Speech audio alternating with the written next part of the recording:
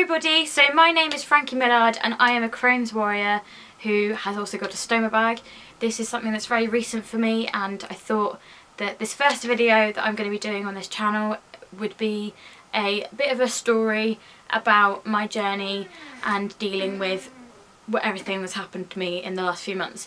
So here we go. I've got some notes written down here, so if I'm looking down it's just at my notes. So I'm going to get started.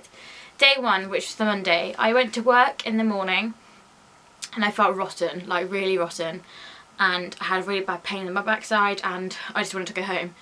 So that's what happened. I got sent home from work early and I came home, had a bath, and I thought it was going to relieve any pressure I had because I had quite bad cramps in my belly as well, and it didn't work. I woke up screaming in agony and it was horrendous.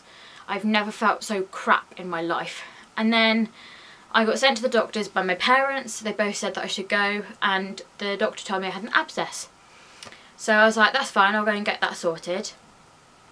And then she said she could either prescribe me with antibiotics or I'd be operated on by a surgeon so they could have a look at it properly when I was under anaesthetic. And I said, you know what, it's fine, I don't really mind having to go into the hospital. If it's got to be sorted, it's got to be sorted. Anything to get me out of pain. So I got there, was seen to, and I just went straight to a ward and was just put into a bed. I wasn't cannulated. It was very late before I got given any pyjamas or anything like that because I didn't have anything really with me, etc, etc. So then Tuesday, one of the consultants came round and she had asked what my blood results were like, and they hadn't been done because I wasn't cannulated. So they were quickly done and everything was a bit crap. I had really low iron, my hemoglobin was low, so it wasn't ideal and I couldn't really be operated on until all of that was back to a normal level. So on the Wednesday Tuesday I had iron, Wednesday I had iron and 2 lots of blood transfusions. So that was sort of the day where they were trying to get everything back to normal and settle it down a bit. The Thursday I had an MRI scan, and that was on my tummy to see what was going on, to see what it was like and to see if there was any infection anywhere. And in the afternoon that day I had a scope done, which is basically a little camera type thing going up my backside to see what was going on. And it was clear that there was definitely some inflammation there, which is exactly what the consultant said to me who was doing the scan. So I already had it in the back of my head that there's something, you know, something definitely wasn't right, seeing it was so inflamed. I could see it on the screen that was up next to me. There definitely wasn't something right. There definitely, yeah, that's right. Then I had 2 lovely friends come and visit me in the evening, and whilst they were there, another consultant came round and said to me that I have got Crohn's disease. So I think that's the sort of thing that would shock a lot of people, but with me being so unwell for a very long time, I think it just made sense in my head. That's why I wasn't so distraught about it.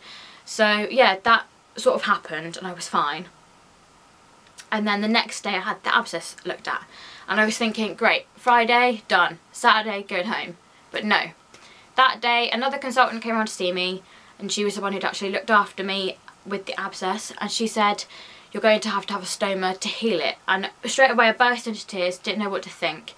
And luckily for me, the opposite side of the curtain in the bay, there was a girl called Nadine, well, a woman called Nadine, who also has got a stoma, and she explained it all to me. She showed me her bag, she told me it wasn't as bad as I thought it was, and all of that sort of stuff, which at that point was exactly what I needed to hear.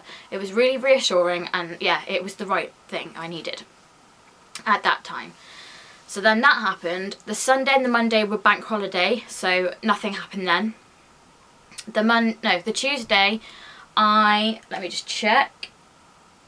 I had another MRI, and how I made it through the MRI scan I do not know. I had a major panic attack because I was feeling extremely claustrophobic. I had pain going around the back, basically like a crown.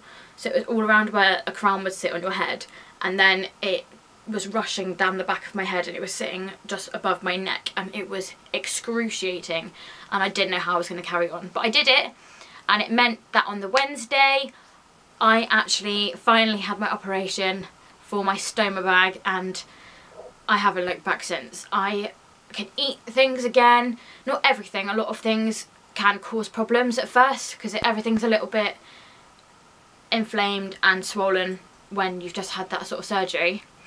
But now I'm starting to introduce more things, and I'm actually eating without being paranoid that it's going to make me sick, because that was one of the biggest issues that I had. I thought everything I was going to put into my mouth was going to make me unwell.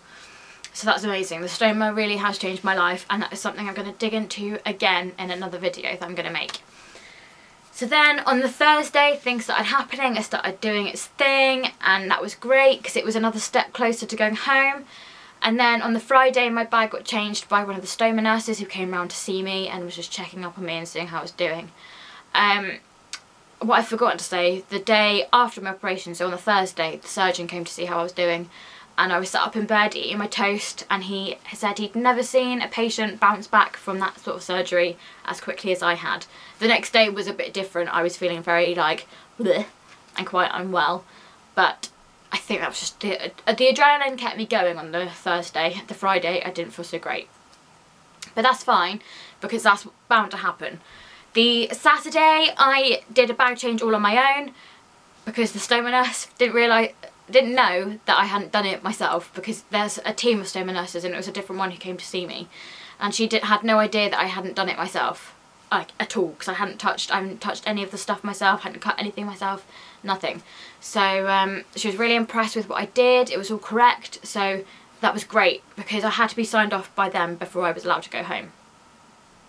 The Sunday they're not working, so I had a nurse come in with me into the bathroom and I changed it in front of her, and she said, "That's brilliant, Frankie, you're doing such an amazing job, 10 out of 10, hopefully you'll be going home." So that was what I really wanted to hear from her, and it meant that I had in my head it was about a 99% chance that I'd be going home on the Monday, which was amazing because I had stopped sleeping. I had complete insomnia in hospital. I'd gotten to the point of just not being able to sleep because of hearing other people breathe. It was the worst thing. I hated it. So the thought of going home was exactly what I needed at that point. So then on the Monday, finally, I got told I could go home, and yeah, it was very overwhelming. I had a massive cry, just going on about saying, why has this happened to me? And I still do think that sometimes. You know, it is one of those things where it's kind of like, why has this happened to me? Why have I got to have this happen? You know, it's not an easy thing to get on with, and it's quite heartbreaking, really. You don't want to, you know, one minute be okay and the next minute you get told you've got Crohn's disease and you'll need a stoma bag for a while to recover things. And oh my god, I don't want to get emotional because I'm fine. But yeah, it's been a very long road, and I am glad to say that it's only getting better. So that is all I have to say on that matter. I hope you have enjoyed this first video from me, and I will hopefully be making some more soon. And yeah, so thank you for watching, and yeah, I'll see you soon. Bye!